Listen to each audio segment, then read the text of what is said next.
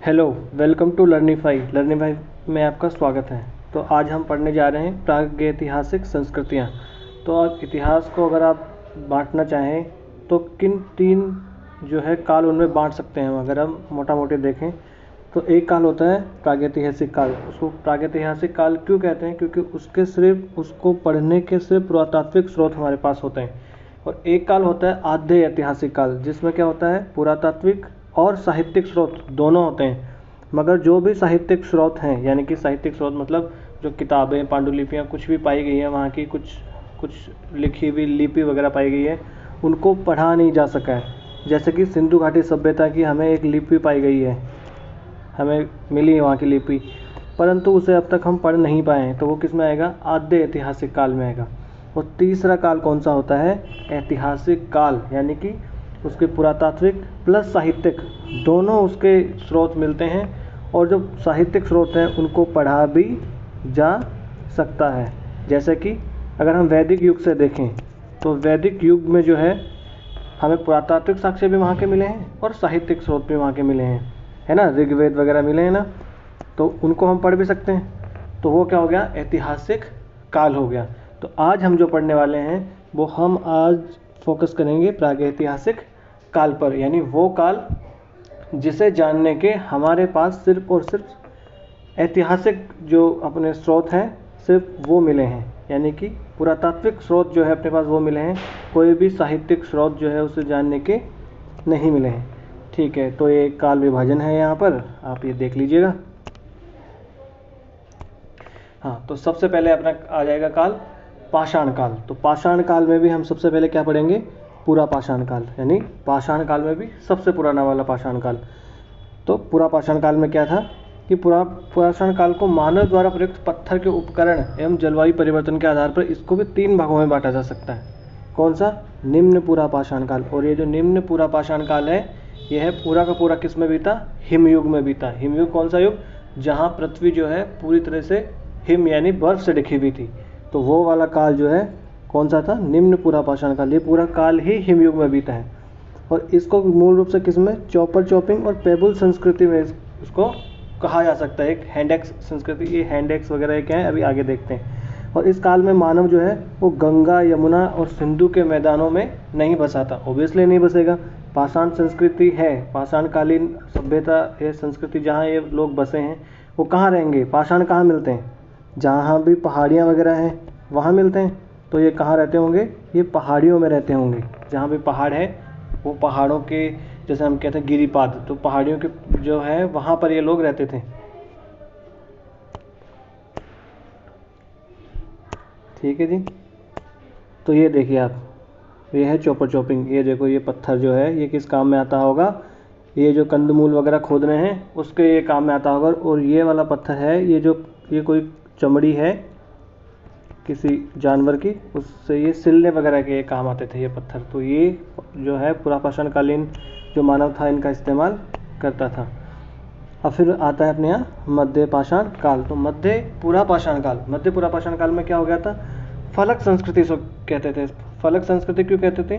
क्योंकि इसमें पत्थर जो है वो थोड़े फलकों के रूप में पत्थरों का इस्तेमाल होने लगा था, यानी छोटे पत्थरों को थोड़ा इसमें इस्तेमाल होने लगा था। जबकि पूरा पाषाण काल जो था उसमें क्या हुआ था? निम्न पूरा पाषाण काल में क्या हुआ था कि बड़े बड़े थोड़े पत्थरों का इसमें इस्तेमाल किया जाता था। इसमें देखो विभिन्न प्रकार की ब्लेड जो होती थी उनका भी इस्तेमाल करने लगे थे। ब्लेड वो जो आज इस्तेमाल करते हुए वैसे वाली ब्लेड नहीं, ब्लेड जो पत्थर की बनी हुई ब्लेड होती थी वो इस्तेमाल करने जाने लगी थी। और भीमबेटका की गुफाएं मुख्य रूप से उसकी जो चित्रकारियाँ हैं वो मध्य पूरा पाषाण युग जो है उसकी महत्वपूर्ण विशेषता है। जैसे आप देख सकते हो, ये आपको ये चित्र में दिख रहा होगा, यहाँ कुछ शिकार करने लोग जा रहे हैं, यहाँ भी ये शिकार करने के ही दृश्य हैं। तो ये जो है शिकार करने के दृश्य की चित्रकारियाँ वगैरह भीमबेटका की गुफाओं में हमें मिली है। और भीमबेटका कहाँ है? मध्य प्रदेश में पड़ता है। आज का जो मध्य प्रदेश है वहाँ में भीमबेटका पड़ता है आज के। तो उस काल के मानव चित्रकारियाँ वगैरह भी करने लगे थे। और जब हम आर्ट एंड कल्चर पढ़ेंगे तो इनके बारे में और हम डिटेल से पढ़ेंगे, क्योंकि उसमें चित्रकारियाँ जहाँ भी चित्रकला है वहाँ पर हमें ये भीमबेटका वाली गुफाएं पढ़नी पड़ेगी। फिर अपना आ जाता है उच्च पूरा पाषाण युग। तो इस युग जो था उसकी सबसे बड़ी 2 विशेषता क्या थी? एक तो आग का जो है उसकी खोज हो गई थी। चकमक उद्योग मतलब ये आग की खोज ही है। यानी मानव ने आग की खोज कर ली थी। और दूसरा है आधुनिक प्रारूप के जो मानव है ना, होमो सेपियंस, उसका उदय इस काल में हो गया था। जो कि आप देख सकते हैं ये है होमो सेपियंस, जो लास्ट में दिखाई दे रहा होगा आपको। मानव का जो उद्भव हुआ है उसमें आज जो हम मानव हैं वो होमो सेपियंस ही हैं। तो इस काल में क्या हुआ, नक्काशी और चित्रकारी दोनों का कला रूपों का इसमें विकास हो गया था उच्च पुरापाषाण काल में। तो इसकी दो विशेषता कौन सी होगी, एक तो इन्हें चकमक उद्योग यानी आग की खोज कर ली मानव ने, और दूसरा मानव जो है आज का जो आधुनिक प्रारूप का मानव है होमो सेपियंस, उसका उदय जो है इस काल में हो गया था। ठीक है, तो ये हमने पढ़ लिया कौन सा, पुरापाषाण काल। पुरापाषाण काल के 3 हमने विभाजन देखिए, निम्न पुरापाषाण हो गया, मध्य पुरापाषाण हो गया और उच्च पुरापाषाण काल हो गया। अब हम पढ़ेंगे मध्य पाषाण काल। तो इस काल में क्या हुआ था कि जो जलवायु थी वो गर्म और शुष्क हो गई थी। एक्चुअली ये मध्य पाषाण काल वगैरह, ये पाषाण काल वगैरह यहाँ से ज़्यादा सवाल यूपीएससी में बनते नहीं हैं। हम लोगों को एक मोटा मोटी देख लेना है, इसमें कुछ रिलेटेड इनके टर्म्स होते हैं या जगह का नाम की कौन सी जगह पे मध्यकालीन बस्तियाँ पाई गई है। जैसे भीमबेटका अगर पूछ ले आपको, तो ये पाषाण संस्कृति से जुड़ा हुआ स्थल है, ऐसा क्वेश्चन आ जाए, स्टेटमेंट आ जाए तो उसे करेक्ट मान लेना। ऐसे सवाल इसमें आते हैं। तो ज़्यादा इसमें हमें एकदम एग्जैक्ट कि कौन सा टाइम था कि 10,000 ईसा पूर्व, 20 लाख ईसा पूर्व वाला, ये सब हमें यहाँ पर देखने की ज़रूरत है नहीं। एक्चुअली मोटा मोटी हम इसमें देखेंगे, एक आइडिया हमें रफली आइडिया इसमें रखना पड़ेगा। इसमें ज़्यादा सवाल वैसे बनते भी नहीं है, अगर इसमें बनेंगे भी तो आर्ट एंड कल्चर में जैसे चित्रकला वाला सवाल देखें तो भीमबेटका की चित्रकलाएँ जो है वहाँ से कुछ सवाल इसमें बन सकते हैं। और मैं बताता रहूँगा आपको कौन सा इंपॉर्टेंट है और कौन सा इंपॉर्टेंट नहीं है। तो इस काल में क्या हुआ था कि मुख्यतः खाद्य संग्राहक और शिकारी जो है वो मनुष्य इसमें रहा था। हाँ, परंतु शिकार करने की तकनीक जो थी उसमें परिवर्तन आ गया था। पहले क्या होता था कि बड़े बड़े जो जानवर होते उनका शिकार करता था मानव, उसके बाद में क्या करने लगा, तो छोटे छोटे जानवर थे उनका भी शिकार करने लगा। और इस काल में महत्वपूर्ण परिवर्तन क्या आ गया था, प्रक्षेपास्त्र तकनीक। प्रक्षेपास्त्र तकनीक का मतलब आप जानते ना, यानी फेंक के मारने वाले अस्त्र शस्त्र, जो शस्त्र होते थे उनका इस्तेमाल इसमें करने लगा था मानव, जैसे कि तीर कमान। तो इसी काल में, मध्य पाषाण काल में ही तीर और कमान का विकास कर लिया था मानव ने। तो ये हो गया अपना क्या, मध्य पाषाण काल। एक बार आप PDF देखना और आपको एकदम समझ में आ जाएगा। इसमें ज़्यादा एक्चुअली याद रखने वाली चीज़ें हैं नहीं हैं। तो अगर मध्य पाषाणकालीन अगर स्थल हम देख लें कि मध्य पाषाणकालीन स्थल मुख्य कौन से थे, तो हम देख सकते हैं जैसे आदमगढ़ एक हो गया, वहाँ पर हमें क्या मिले हैं, पशुपालन के संकेत मिले हैं। फिर क्या है, बागोर। बागोर कहाँ है, राजस्थान में, यह है कोठारी नदी के किनारे। बागोर है, ये कोठारी नदी के किनारे है, दक्षिण राजस्थान में यह जगह। फिर एक सांबर झील, और सांबर झील कहाँ है, ये भी राजस्थान में। यहाँ क्या मिला है, वृक्षारोपण के संकेत मिले हैं। तो ये ध्यान रखना। इसमें ज़्यादा इंपॉर्टेंट क्या कौन सी चीज़ हो गई, तो ये बागोर हो गया, जैसे कोई अगर स्टेट PCS वगैरह देता है तो उसमें ये इंपॉर्टेंट हो जाता है। फिर सांबर झील वाला हो गया। और महदहा जो है वो कहाँ है, महदहा ये है उत्तर प्रदेश में है। कौन सी जगह से कौन सा ये मिला है ये इतना याद रखने की इसमें ज़रूरत है नहीं, एक रफली आइडिया आप रख लीजिए। भीमबेटका आप एक, ये मैं तो कह रहा हूँ आप रट ही लीजिए कि भीमबेटका कहाँ है। ये मध्य पाषाणकालीन स्थल है, अब उसमें पुरापाषाण काल में भी आ गया था, मगर मध्य पाषाणकालीन ये स्थल ये है। और या आपको एग्जाम में पूछे कि भीमबेटका ये पाषाणकालीन स्थल है तो आप उसे करेक्ट मान लीजिएगा। फिर एक है सराय नरहराई, ये जो है, जो भी है आप देख लीजिएगा, ये इतना कोई इंपॉर्टेंट है नहीं। आप मेरे हिसाब से इसमें एक तो भीमबेटका देख लीजिए, एक बागोर वाला देख लीजिए, ये इंपॉर्टेंट है और ज़्यादा इसमें इंपॉर्टेंट है भी नहीं है, इसमें ज़्यादा याद करने की ज़रूरत नहीं है। फिर आ जाएगा अपना कौन सा, नवपाषाण काल। तो हमने मध्य पाषाण काल देख लिया, अब हम देखें कौन सा, नवपाषाण काल।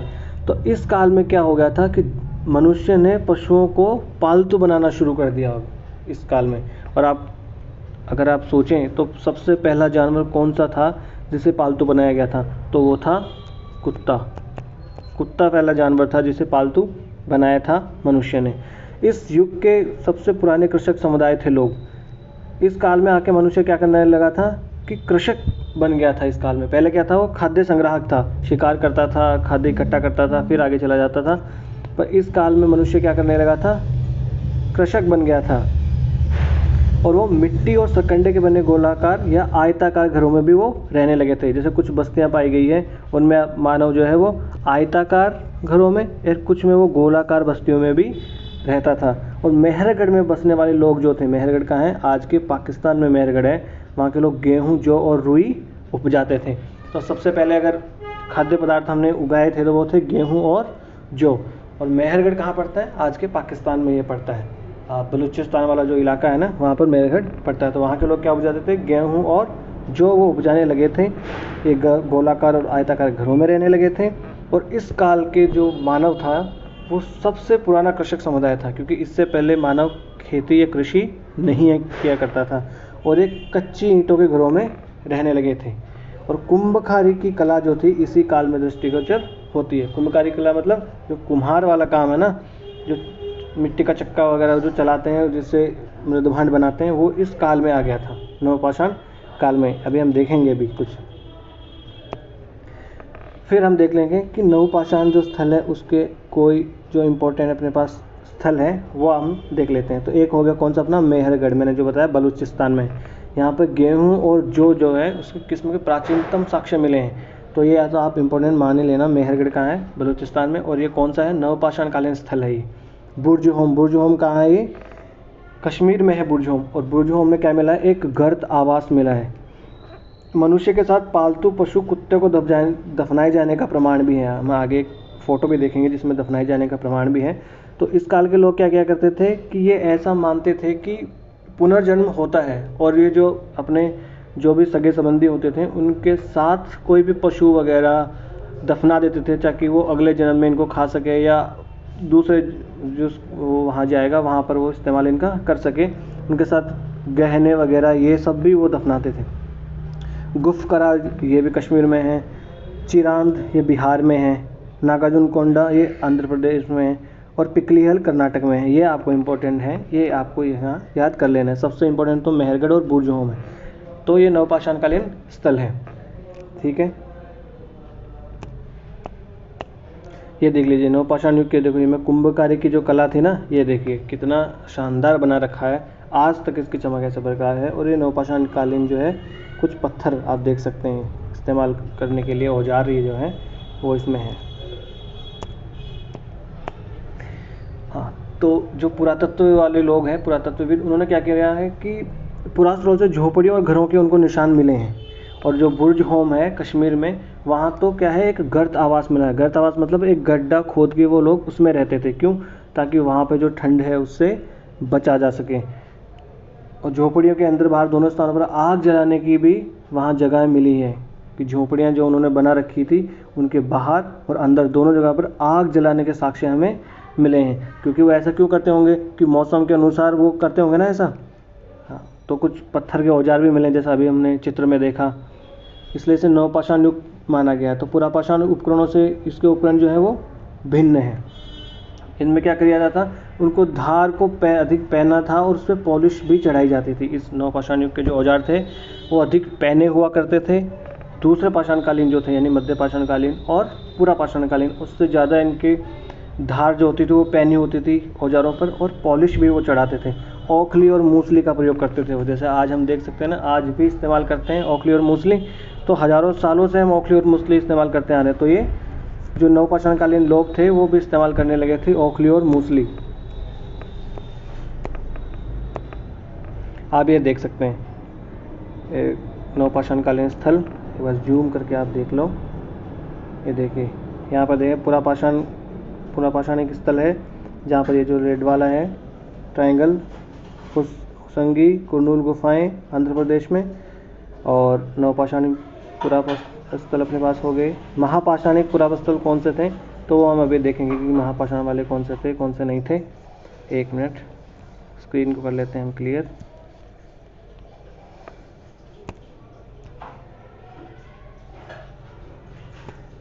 और ये जो मेहरगढ़ में हमें कब्र का चित्र में है उसमें आप देख सकते हैं कि यहाँ पर एक मनुष्य को ये दफनाया गया है, यहाँ पर एक बकरी भी दफनाई गई है, ये बकरी का चित्र है। और ये जो है देखिए आप, ये शायद एक कुत्ते का चित्र है।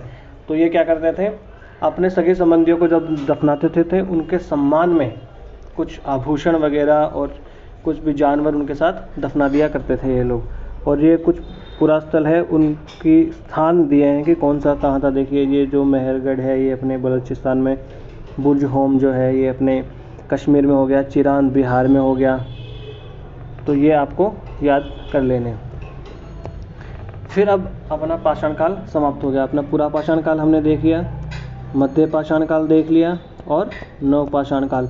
तो इसमें मुख्य इंपॉर्टेंट चीज़ें क्या है, इनके स्थल याद रखने एक तो, और उस ज़माने के लोग क्वेश्चन ऐसा आ जाए कि पूरा पाषाण या पाषाणकालीन लोग जो है पुनर्जन्म में विश्वास करते थे, तो हाँ करते थे। क्यों? क्योंकि वो कब्र जो है उनमें आभूषण वगैरह वहाँ पर दफनाया करते थे ताकि वो दूसरे जन्म में उसका इस्तेमाल कर सके, या दूसरे जो है जहाँ परलोक है वहाँ पर उनका इस्तेमाल कर सकें। तो ये हमने देख लिया पूरा पाषाण काल, मध्य पाषाण काल और नव पाषाण काल। इनमें मुख्यतः आपको याद क्या करना है, एक तो भीमबेटका वाला याद कर लेना है कि वहाँ पर चित्रकारियाँ वगैरह पाई गई है। फिर इनके नव पाषाणकालीन स्थल कौन से हैं और मध्य पाषाणकालीन स्थल कौन से हैं।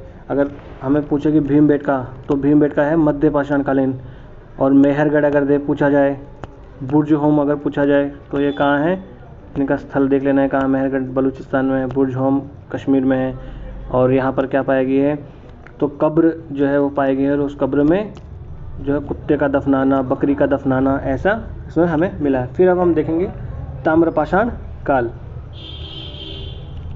तो ताम्रपाषाण काल में क्या हुआ था कि पत्थर के साथ साथ पाषाण के साथ साथ क्या इस्तेमाल करने लगे थे, तांबे का इस्तेमाल भी इसमें मानव करने लगा था। इसीलिए तो इसे ताम्र पाषाण काल कहते हैं। ताम्र मतलब तांबा, पाषाण मतलब पत्थर। तो पहले सिर्फ पत्थर के औजारों का इस्तेमाल करता था, अब उसके साथ साथ तांबे के औजारों का इस्तेमाल, उपकरणों का इस्तेमाल भी मानव करने लगा। इसलिए इसे क्या कहते हैं, ताम्रपाषाण काल कहते हैं। तो ये संस्कृतियाँ कहाँ कहाँ मिली हैं, तो दक्षिण पूर्व राजस्थान में हमें मिली है, मध्य प्रदेश के पश्चिमी भाग में मिली है, और पश्चिमी महाराष्ट्र में भी मिली है। जैसे देमाबाद, इमामबाड़ा वहाँ जाओगे हो गया, वहाँ मिले हैं। दक्षिण पूर्व राजस्थान में मिली है, मध्य प्रदेश में भी मिली है। ठीक है, दक्षिण पूर्व में राजस्थान में कौन सी है, तो आहड़ या बनास संस्कृति। आहड़ कहाँ पर है, आहड़ है ये आयड़ या बेड़च जो नदी है, आयड़ या बेड़च नदी है दक्षिण राजस्थान में, दक्षिण पूर्व राजस्थान में, वहाँ उसके किनारे। और इसे बनास संस्कृति भी कहते हैं क्योंकि बनास नदी जो है आयड़ या बेड़च की सहायक नदी ही है। तो इसका विकास हुआ था बनास घाटी में। फिर एक है गिलुंद, गिलुंद भी राजस्थान में ही है। और आहड़ संस्कृति में हमें कच्ची ईंटें मिली हैं, परंतु गिलुंद संस्कृति से हमें क्या मिली है, पकाई गई ईंटों के साक्ष्य से हमें मिले हैं। और आहड़ से हमें लघु पाषाण उपकरण नहीं मिलते। ये वाला क्वेश्चन जो है अभी RAS 2023 के एग्ज़ाम हुआ था, उसमें ये पूछा गया था। ये ऐसा ही क्वेश्चन का स्टेटमेंट बना हुआ था कि आहड़ जो है वहाँ से क्या मिले हैं, सिर्फ तांबे के उपकरण मिले हैं, लघु पाषाण उपकरण वहाँ पर नहीं मिले हैं। तो ये ताम्र पाषाणकालीन जो है बस्ती यहाँ थी। ठीक है, तो आहड़ जो थी उसे क्या कहते थे, ताम्रवती। अब देखिए, क्योंकि वहाँ तांबे जो है उसका खनन होता था और तांबा इस्तेमाल होता था और वहाँ से एक्सपोर्ट भी किया जाता था, इसलिए इसको क्या कहते हैं, आहड़ को ताम्रवती भी कहा जाता है। तो ताम्र पाषाणकालीन अगर संस्कृतियाँ हम देखें तो आप देख सकते हैं, ये आहड़ लिखा है, ये आहड़ संस्कृति ही है। ये दक्षिण पूर्व राजस्थान में ये है। सफ़ेद डिजाइनों से सजे काले लाल रंग के मृदभांड पाए गए हैं। पशुओं की यहाँ अस्थियाँ, हड्डियाँ पाई गई हैं और ताम्र वस्तुएँ यहाँ पाई गई है। एक कैथा और एरण, ये भी संस्कृतियाँ हैं। एक एरण संस्कृति भी है, ये भी ताम्रपाषाणकालीन संस्कृति ही है। मालवा संस्कृति है, रंगपुर संस्कृति है, जोरवे संस्कृति। ये जोरवे संस्कृति कहाँ है पाई है, तो ये महाराष्ट्र में पाई गई है। तो आपको अगर ताम्रकालीन पाषाणकालीन बस्तियों में अगर देखा जाए तो आपको राजस्थान में एक तो आहड़ याद रख लेना है, एक गिलुंद याद रख लेना है, और एक गणेश्वर याद रख लेना है, गणेश्वर याद रख लेना है। फिर एक मालवा संस्कृति याद रख लेनी है, कैथा एरण याद रख लेनी है, जोरवे संस्कृति महाराष्ट्र में, ये हमें याद रख लेनी है। इसमें भी ज़्यादा इंपॉर्टेंट कुछ एग्ज़ाम में सवाल बनते नहीं हैं, इतने ही है कि कौन सी संस्कृति, ये स्थल जो है कौन सी संस्कृति से जुड़ा हुआ है। कि अगर पूछ ले आहड़, गिलुंद, गणेश्वर, मालवा, ये संस्कृतियाँ, ये स्थल कौन सी संस्कृति से जुड़े हुए हैं, तो ये कौन सी संस्कृति से जुड़े हुए हैं, ताम्रपाषाणकालीन संस्कृतियाँ, ताम्रपाषाणकालीन बस्तियाँ जो हैं उनसे जुड़े हुए हैं। और उन्हें ताम्रपाषाणकालीन बस्तियाँ क्यों कहते हैं, क्योंकि इस काल में मानव तांबे और पाषाण यानी पत्थर का इस्तेमाल साथ साथ में करने लगा था, इसलिए इन्हें कहते हैं ताम्रपाषाणकालीन बस्तियाँ। तो ताम्रपाषाण काल में इतना ही इम्पोर्टेंट है, इससे ज़्यादा आपको पढ़ने की आवश्यकता नहीं है। यहाँ से बहुत ही कम सवाल बनते हैं। जहाँ से इंपॉर्टेंट सवाल बनते हैं और कहाँ से ज़्यादा सवाल बनते हैं वो वाले टॉपिक्स पे हम ज़्यादा ध्यान देंगे, और जिन पे कम जहाँ से सवाल पूछते हैं वहाँ पर हम ध्यान कम देंगे, क्योंकि अतिरिक्त ध्यान फालतू की जगह देने से कोई फ़ायदा हमारे पास नहीं है। तो आज का लेक्चर हम यहीं करते हैं समाप्त। धन्यवाद, मिलते हैं अगले लेक्चर में। Thank you.